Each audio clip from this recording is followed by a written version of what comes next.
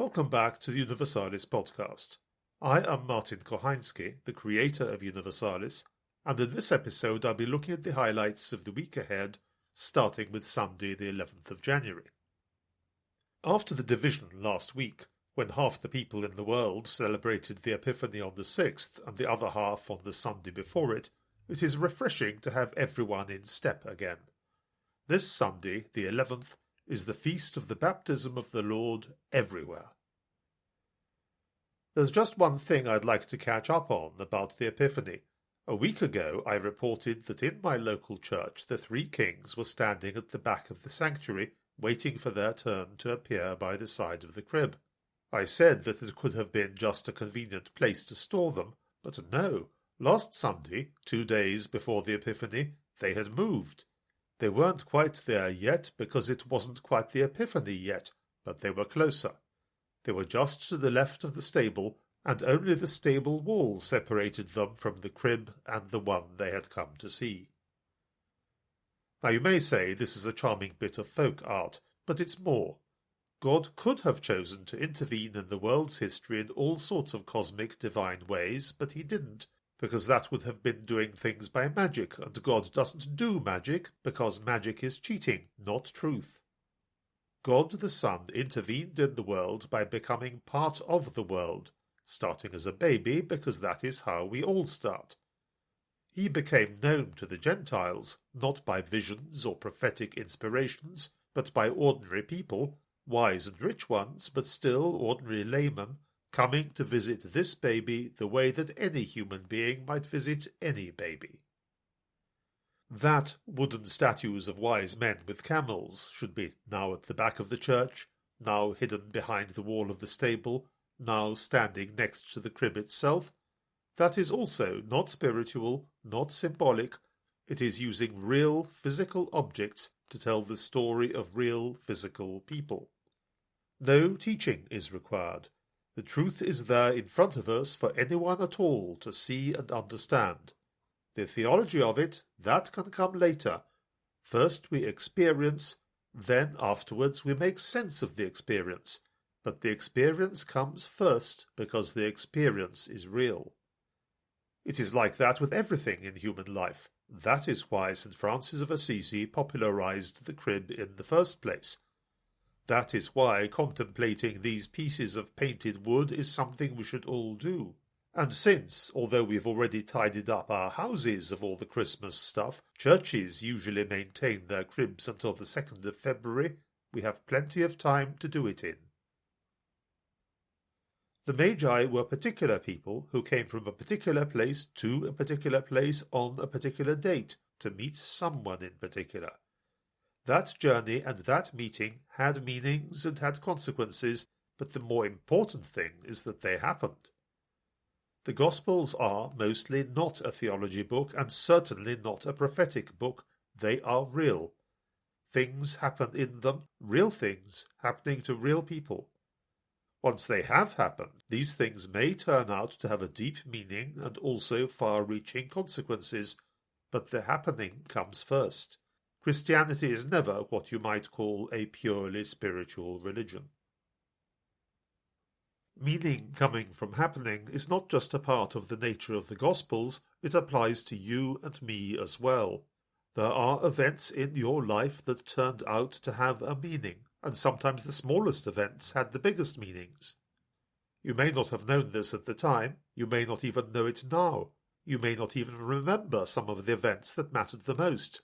None of that makes any difference. Nothing is lost. It may have been good or bad at the time, that event, even sad, even mad. The event may have been an action you are proud of now, or it may be one that you are regretting bitterly. None of that makes any difference either. If something has happened, it cannot be made not to have happened. Even God can't unhappen past events. But what he does do with all of it, the good, the bad, mad, sad, or whatever, is to weave it all together as threads in the fabric of his completed reality. We don't see it now, as we are being carried along helplessly in the flow of time. But in the next life, when we are no longer half-constructed, but whole and complete, we will be what we have been becoming, and everything in our past, good and bad and sad and mad, will be good, simply because it is part of the completed us. There will be no room for regret or self-reproach. Feelings like that will be swallowed up in the glory of the whole thing. Until then, we have to be a little careful with the past. We can't wipe it out because it is real. We mustn't want to wipe it out because every day we have been given is a gift from God, and in one way or another it is a cause for thanks and celebration. But it is possible, looking back, to get caught in a spiral of regret, of self-reproach, of helplessly remembering the bad things while forgetting the good. The devil loves seducing us into a state like that because it makes us useless now, and might in the end even lead us down into despair and destruction. Looking at the people round me, I can almost see a pattern. The more worthwhile someone is, the more worthless the devil tries to make him feel. The thing to do, I think, is not to engage, because whatever weapon you bring out against the father of lies, he will try to twist and warp it into uselessness. Dismiss all the dark thoughts he has encouraged without looking at them. Say to God, if I am truly as worthless as I seem to myself to be at the present moment, how much more splendid it is that you have chosen to be made man for me, and in due course to be crucified for me. The worse I am, the greater your glory is. The Epiphany was about particular people in a particular time and place. So is the baptism of the Lord. Matthew doesn't mention these particulars, and even the reading from Luke last year omitted the careful detail that Luke put in, that John's ministry started in the 15th year of the reign of the Emperor Tiberius. Tiberius became emperor on the 19th of August in the year 14, so adding the years takes us to somewhere between 28 and 29 AD. You have to add a bit to allow for the time John spent preaching before Jesus came to him, but the key fact remains, just as it did with the visit of the Magi, all these events do not happen in some kind of theological dream time. They have a definite when and a definite where. Matthew, this year, leaves out the dating, but he gives us the comedy. When Jesus comes to John, John basically says to him, "I should baptize you?" And Jesus shrugs his shoulders and says something like, "Yes, I know." Indeed, it is absurd for the sinless one to receive a washing that washes away sins, but the truth is often absurd if you look at it right. It is absurd for the creator of the universe and everything in it, which includes milk, to cry for milk from his mother's breast.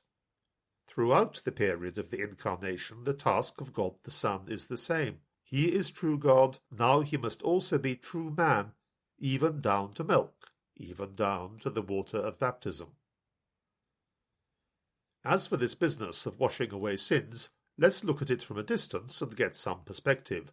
What people were queuing up to get from John was not so much sinlessness, more a new beginning. For them, as sinners, that involves cleansing from sin, and for Jesus it didn't, but all the same it was a new beginning for Jesus as well. In that sense, John's baptism of Jesus was appropriate, and it worked. Before it, Jesus was entirely a private person. Soon after it, the engines would start at the wedding at Cana and would launch him and us into the magnificent drama of the redemption. John's baptism isn't true baptism yet. He himself has said it. He baptizes with water. The one who is to come will institute baptism with the Holy Spirit and with fire. But without that first baptism, the later one, the real one, would not have been born. Indeed, one of the spiritual authors in the second reading of the Office of the Readings said something like this last week, that when John baptized the sinless one in the river Jordan, the water did not cleanse him, he sanctified the water. This is a picture worth sitting still and reflecting on.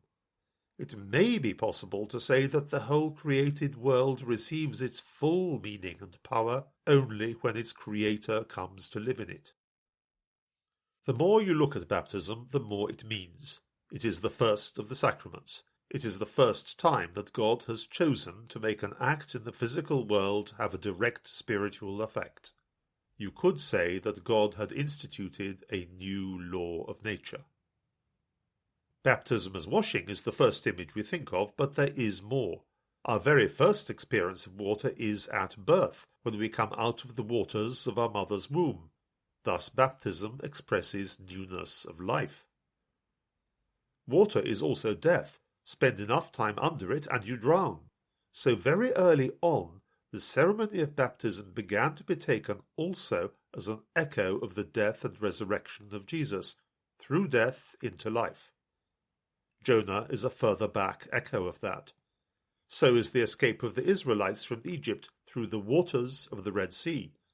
So even is the escape of Noah and his family over the waters of the flood. In theology, everything echoes everything else, and each echo adds a little to the theme.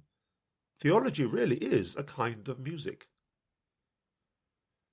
I wonder if we should pay more attention to our own baptism than we do. Suppose that on the 30th of June every year I wore something discreet, a pin, a badge, a flower, to indicate that on this day, sometime last millennium, I was cleansed of my sins and claimed for Christ. Each year, as I walked along the street on that date, would I look out for other people wearing the same thing? How many of them would I see? It's quite possible that someone has thought of this before, but I haven't heard of it. People do ask me from time to time on Universalis when I am going to add the various votive masses. For Thanksgiving, for earthquakes, there are all sorts of them. I will get round to it one day, and then I will know whether someone has already composed a votive mass for the commemoration of one's baptism. Mostly I talk about saints in this podcast and the About Today pages in Universalis, but now and then someone needs remembering who is not a saint and never will be. This week it is Cardinal Henry Edward Manning. I told the story last year, but this year I'm jolly well telling it again, so there. I first heard about Manning from Dom James Forbes, who was Master of St. Benet's Hall at Oxford when I was at the university.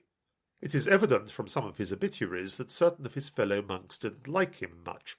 Too grand to be a monk, I think they thought.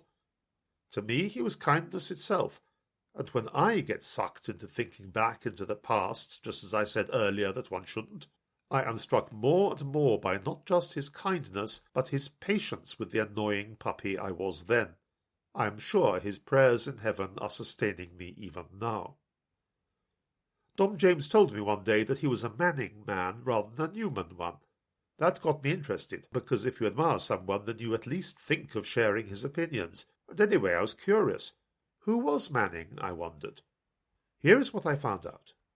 Henry Edward Manning was born at the beginning of the 19th century to a rich family that lost everything and became poor. He made a career for himself in the Church of England, where his talents were rapidly recognized, and he rose to be Archdeacon of Chichester. That means he was responsible for the worldly assets and affairs of the diocese. He was in line to become a bishop before long, but just then the Church of England was in what you might call a crisis of identity. Was it a religion, or was it a state institution? Was the Church of England a church, or was it England? Various affairs and crises showed that England, not church, was the operative word. Consequently, the Archdeacon of Chichester abandoned his glittering career. He resigned, lost his livelihood, became a layman, and became a Catholic, because even if the Catholic Church were as corrupt as some Anglicans claimed it was, at least it was a church. Manning's early experience with a state religion is the reason why he always championed the necessity for the absolute independence and authority of the Pope. Manning became a Catholic, and Catholics in general did not like converts from Anglicanism much. For one thing, they were better educated, since Catholics were still banned from attending university. For another thing, they had done a public religious act, while for centuries Catholics had concentrated above all on keeping their heads down and not being noticed. Finding Manning in their midst was a bit of a shock. Cardinal Nicholas Wiseman, Archbishop of Westminster, was the first Catholic bishop in England since the Reformation, and fortunately he was a very wise man. He ordained Manning to the priesthood at once and sent him to Rome to study. The moment Manning got back from Rome, he started doing things. Throughout his life, he was unable to see a thing that needed doing without wanting to do it. The Crimean War had broken out. Florence Nightingale was creating hospitals and providing medical care to the sick and wounded. Manning identified nuns who could be sent out to help as nurses, and he soothed the fear of convents who were worried about sending out a nun to work under the orders of a Protestant. Next came London. The Irish had been leaving their country in their masses to escape poverty and starvation, and something like 100,000 of them were in London. They were destitute, dirty, lice-ridden, and housed in barely human conditions. Something had to be done. Manning approached the London Oratory. The Oratory replied that they were not sent to minister to the lousy, smelly poor.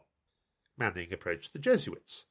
The Jesuits gave a Jesuitically obscure reply, which translated into human language said, no. So Manning acted directly with Cardinal Wiseman's support. He started a community of Oblates of St. Charles Borromeo. This had previously been a purely Italian order. They set up in the district of Bayswater, and in both material and spiritual terms the project was a great success. The clergy of the diocese were naturally enraged at this descent from holiness into action. One of the most senior of them, next in line to the Archbishop, attempted to destroy the project in any way he could. When the Archbishop told him to stop doing that, he didn't stop. When he was told to resign by the Archbishop, he didn't. In the end, he had to be sacked. In the fullness of time, Cardinal Wiseman died. Wiseman clearly intended Manning to be his successor. Now, the rule was that the Westminster clergy would send 3 names to Rome, and the Pope would choose one of them. So they named 2 nonentities, plus Manning's enemy, the one who had had to be sacked. Thus, whoever was the next archbishop, it wouldn't be Manning. Receiving that list of candidates, Pope Pius IX thought and thought, and prayed and prayed. But however much he thought and however much he prayed, he still heard a voice with just one command: put him there, put him there. So he did. To their credit, the Westminster clergy behaved graciously in defeat. They said the decision of Rome was to them the manifestation of the will of God. Manning later said that all his life he had had calls to serve God, then to lose everything by serving him as a Catholic, and now, he said, he has called me to the greatest cross of my life and to the greatest separation from the world. As Archbishop, Manning was as concerned as always for the poor. The great and the good called a meeting to raise funds to build a cathedral at Westminster as a memorial to Cardinal Wiseman, and Manning shocked it by saying that the plight of the London poor must come first. Could I leave 20,000 children without education, and drain my friends and my flock to pile up stones and bricks? Manning played a decisive role in the social teaching of the whole Church. Indeed, you could say that he was the one who made sure that the Church had a social teaching at all. In 1880, Pope Leo XIII issued an encyclical condemning the practice of slavery, and he told people, "This last encyclical is Manning. It was he who put the idea into my head to do something for the slaves. I have written this encyclical in consequence of my conversation with him." 11 years later, the Pope issued Rerum Novarum, an epoch-making encyclical relating to workers' rights and conditions of labour. This, too, could almost have been taken word for word from Manning's speeches on the subject. Manning's most spectacular achievement was in 1889, when he not only gained a victory for justice, but probably also saved many lives. The dockers of London went on strike for better rates of pay, a fairer deal for casual workers, and more reasonable hours of labour. The employers refused to discuss anything. The situation was serious. London without its docks would starve. The dockers without their work were starving already. Thousands of men were wandering the streets, idle, alternating between hope and desperation. Paris had had a bloody revolution 20 years before, which had led to anarchy and many deaths. Would London be next? One evening, Ben Tillett, the leader of the strikers, returned to his lodgings to find an 81-year-old priest sitting and reading the latest Sherlock Holmes story as he waited for him to come home. Manning had just one question: what could he do to help? His efforts at mediation started the next day. The employers were not interested. After some nagging, the Lord Mayor of London set up a committee of conciliation which included both Manning and the Bishop of London. After much labour, they seemed to have reached a compromise, but the Dockers' Strike Committee rejected it. The Bishop of London resigned from the committee in disgust and went back to his interrupted holiday. Manning went to a meeting of the strikers in the poorest part of London. It was a mad move, and even Tillott told him not to do it, but he did. The strikers were all against him, but he persuaded them. Then he persuaded the directors of the dock companies, and a few days later the strike was over. The second finest comment on all this is that the satirical magazine Punch, with half a century's fine tradition of vigorous anti-Catholicism, published an admiring cartoon showing Cardinal Manning persuading a dock owner and a docker to share in pumping a bellows to get the trade winds blowing again. The finest comment is that the dockers themselves had a whip round and endowed a bed at the London hospital in Manning's name. The cost of doing this was equal to 2 years' wages of a fully employed docker. Finer than the finest is the fact that after Manning died on the 14th of January 1892, his lying in state had to be extended by 2 days to accommodate the mourners. On one of those days alone, more than 100,000 came to pay their respects. On the day of the funeral, the 4 miles of road from Brompton Oratory to the cemetery were lined with mourners with no visible gap. There had been no such public outpouring of grief since the death of the Duke of Wellington 40 years before. Immediately after Manning's death, a sustained campaign of vilification began. Its first orchestrator, an old enemy of Manning's, pretended to be his official biographer, stole most of his papers, wrote a damning biography, and then lost the papers so that no one could ever correct him. Newman has been canonized, and rightly. He is a churchman's ideal of what a saint should be. Manning has not been canonized, and he won't be, but his achievements remain. The Church has never stopped working on and developing her social doctrine, and she has healed societies and saved lives by doing so.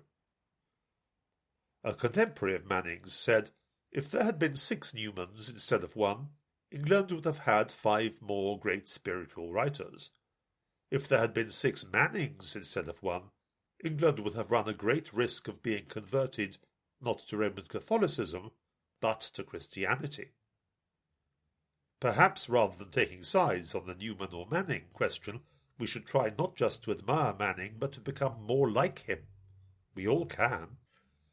As Monsignor Ronald Knox once said, there is no harm in beseeching heaven for the canonization of such and such holy persons, but should we not do well sometimes to ask for more saints to canonize? That's all for this week. If you'd like to write to us about anything, send an email to universalis@universalis.com. We look forward to hearing from you. Have a good week in every sense, and let's pray for one another.